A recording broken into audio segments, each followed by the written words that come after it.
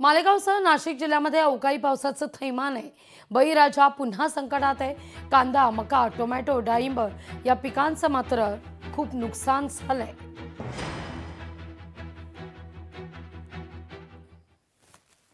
काल परवा 2 दिवसापासून जो पाऊस पडला अवकाळी, त्या आजंग वडेल गावात जो नुकसान झालेले आहे ते कांद्याची नुकसान, पाणी आहे वावरांमध्ये, तसंच वाल, टमाटर, मिरची याची फार नुकसान झालेली आहे। डाळिंब तसंच जी सरकार भरपाई देते आहे ती 4,000 देते आहे।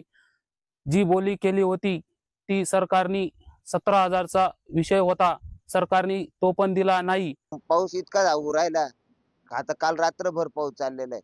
रात्रभर पाऊस चालल्यामुळे आम्ही जे लागवड केलेला कांदा 1 एकर त्याचं नुकसान झालंय। म्हणजे 1 एकरामध्ये आता काय मुश्किल आहे, जगतो किती आहे प्रश्न आहे।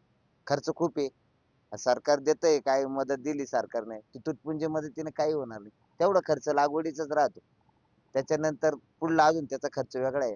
नुसता पाऊसच आला असं काही नाही, पावसामागे अनेक संकट आहे त्याच्यावर, त्या पिकावर आहे ना। कांदा शक्य नाही, आता तरी कांदा वाचणं शक्य नाही।